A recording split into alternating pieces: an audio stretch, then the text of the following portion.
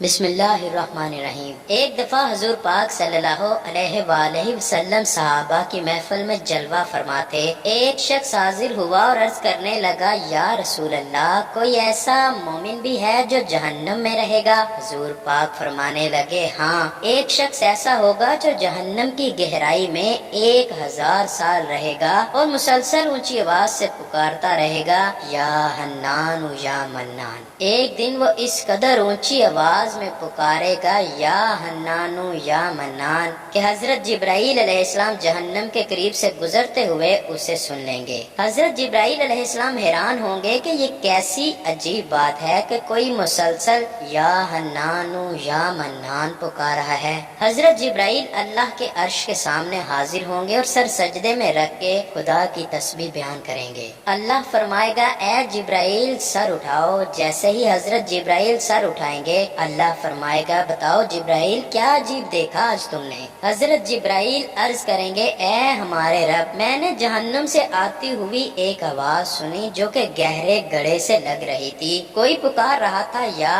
हन्नानु या मन्नान। अल्लाह फरमाएगा, जिब्राईल, जहन्नम के दरोगा मालिक के पास जाओ और उसे कहो कि जो बंदा या हन्नानु या मन्नान की सदा लगा रहा है, उसे जहन्नम से निकाल कर तुम्हारे हवाले कर दे और फिर उसे तुम मेरे पास ले आओ। हजरत जिब्राईल अलैहिस्सलाम जहन्नम के दरवाजे पर तशरीफ ले गए। दरवाजे पर दस्तक दी, हजरत मालिक बाहर आए। हजरत जिब्राईल अलैहिस्सलाम ने उन्हें अल्लाह का पैगाम सुनाया। हुक्म सुनकर हजरत मालिक अलैहिस्सलाम जहन्नम के अंदर जाएंगे। हमारे प्यारे आका सल्लल्लाहु अलैहि वसल्लम ने फरमाया, जैसे माँ अपने बच्चों को पहचानती है, बिल्कुल उसी तरह हजरत मालिक ऐसे ही जहन्नम को पहचानते हैं। इसके बावजूद आप या हन्नान या मन्नान कहने वाले शख्स को तलाश नहीं कर पाएंगे। बाहर तशरीफ लाएंगे। हजरत जिब्राईल से अर्ज करेंगे, ए जिब्राईल, जहन्नुम ने गहरा सांस लिया है, इसलिए कौन सी चीज पत्थर है, कौन सी चीज लोहा और कौन इंसान है, इसकी पहचान नहीं हो रही। हजरत जिब्राईल फिर अल्लाह की बारगाह में सजदा करेंगे। अल्लाह पाक इरशाद फरमाएगा,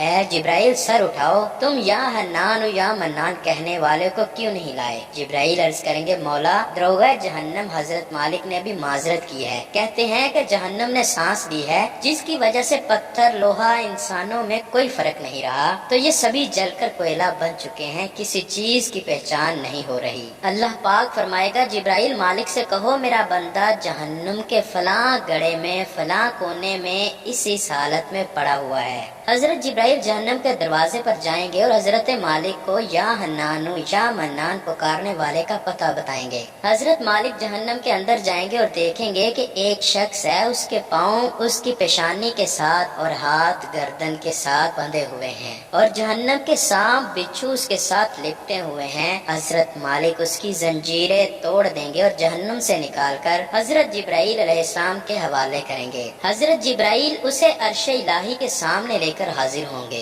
सर सजदे में रखेंगे। अल्लाह पाक फरमाएगा, ए जिब्राईल सर उठाओ। जिब्राईल अलैहिस्सलाम सर उठाएंगे। अब अल्लाह पाक उस बंदे से फरमाएगा, ए बंदे, क्या मैं तेरी बेहतरीन तख्लीक नहीं की? क्या मैंने तेरी तरफ रसूल नहीं भेजे थे? क्या उन रसूलों ने तुम्हें मेरी किताब नहीं सुनाई थी? क्या मेरे रसूलों ने तुझे नेकी का हुक्म नहीं दिया था? तुझे बुराई से मना नहीं किया गया? वो बंदा सारी बातों को मानेगा, इकरार करेगा, या अल्लाह, तूने मेरी बहुत आला तख्लीक फरमाई, तेरे रसूल भी तशरीफ लाए, उन्होंने तेरे अहकाम भी सुनाए। अल्लाह पाक फरमाएगा, फिर तूने फलां फलां गुनाह क्यों किए? वो अर्ज करेगा, या अल्लाह, मैंने अपनी जान पर जुल्म किया, जिसकी सजा मुझे जहन्नुम में डाल दिया गया। ए अल्लाह, इसके बावजूद मेरी उम्मीद नहीं टूटी, मुझे तेरी रहमत से उम्मीद थी, इसीलिए मैं या हन्नान या मन्नान पुकारता रहा। मौला,